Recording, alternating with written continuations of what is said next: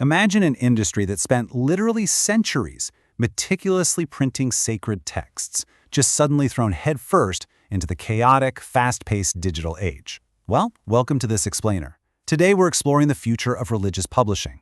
We're talking about traditions that literally shaped human history, suddenly forced to navigate a radically different, totally algorithm-driven landscape. An editor from Whip and Stock Publishers put it pretty provocatively recently. They said, resistance is futile. And honestly, they hit the nail on the head. When we look at the massive technological shifts reshaping the literary world right now, embracing digital change isn't just some fun, optional strategy to try out. It's the absolute baseline requirement if you want to survive. You either adapt or you just kind of fade into irrelevance. Here is our roadmap for the journey ahead.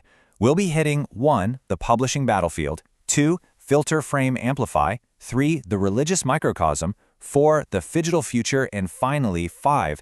Deep dialogue. Let's jump right in. So part 1, the publishing battlefield from martinis to metrics.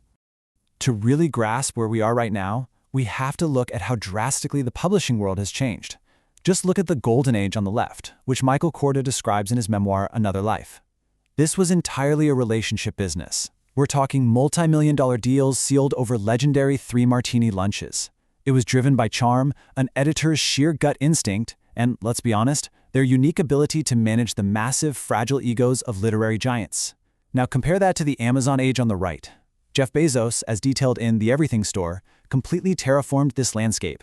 This modern era replaces that cozy gut instinct with cold, hard, data-driven metrics. It completely swaps out those polite literary lunches for a culture of extreme accountability, brutal efficiency, and highly structured 6-page narrative memos.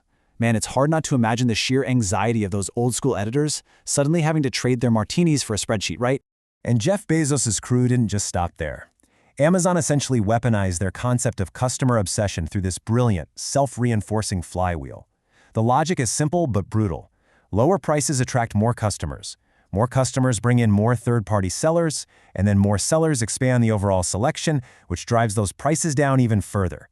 It's a relentless machine, totally built on long-term market dominance over short-term profit. And to understand just how ruthless this battlefield is, consider the story of diapers.com. Amazon identified them as a threat. But instead of just competing normally, Amazon launched a program with totally unsustainable massive discounts specifically targeting diapers.com's customer base. They willingly lost a fortune in the short term just to bleed their competitor dry, ultimately forcing them to sell out to Amazon.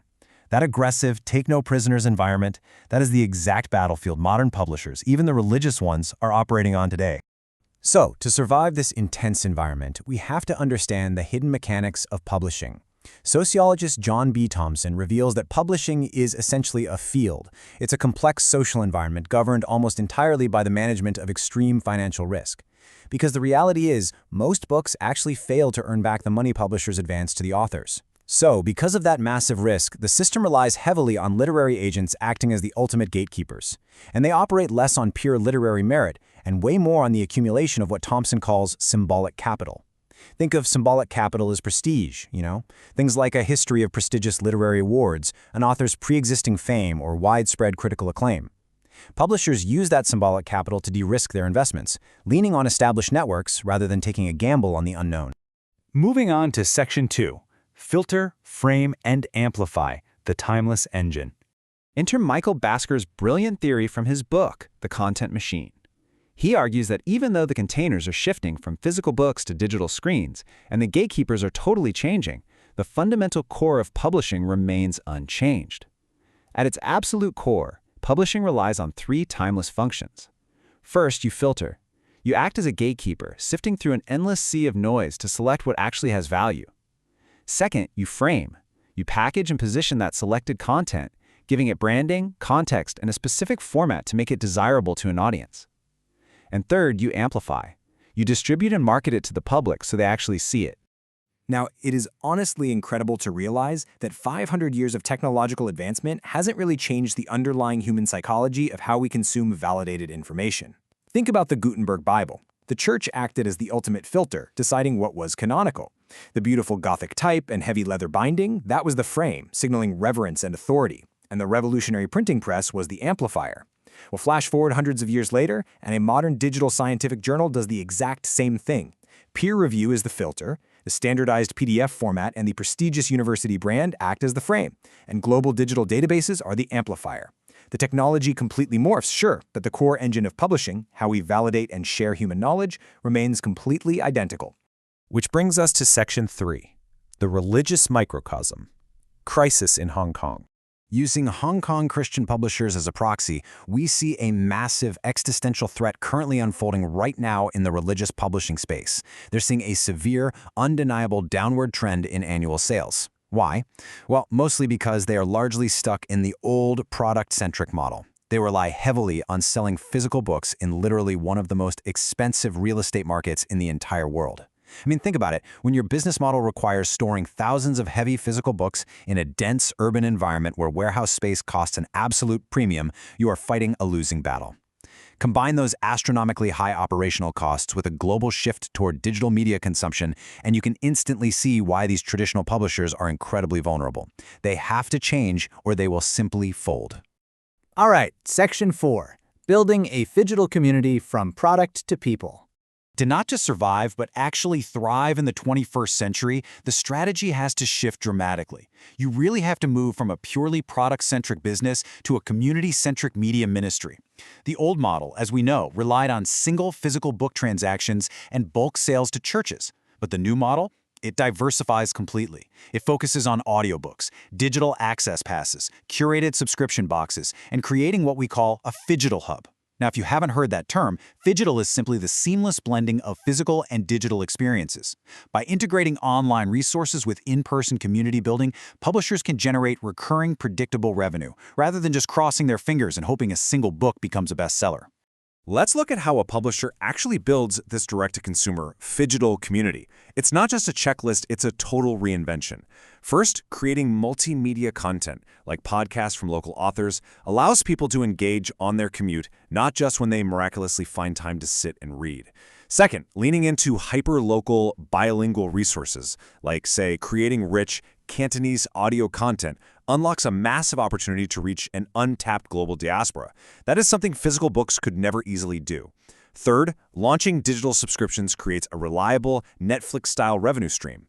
Fourth, utilizing print-on-demand technology completely eliminates those massive warehouse costs we just talked about, while miraculously keeping entire back catalogs alive indefinitely. And finally, hosting hybrid events keeps the community actively engaged and talking year-round. It transforms the publisher from a mere printer into a vital, living community hub. And that leads to our final section, 5, publishing as deep dialogue. The global becomes local. But you know, the ultimate purpose of this survival goes way beyond just generating revenue or cutting warehouse costs. We are currently experiencing an absolute explosion of publishing. Because the barriers to entry are so incredibly low digitally today, the sheer volume of content out there is staggering. And this forces a stark, philosophical choice. Publishers can easily retreat into hyper-parochial, isolated traditions, basically creating digital echo chambers where they only speak to their very specific, narrow theological circles, completely safe from outside critique. Or they can boldly choose the opposite path. They can use these new digital tools to engage in the deep, complicated questions of life on a much broader, integrated scale, actually engaging with the wider culture. The most enduring future for religious publishing is to act as a broad tent.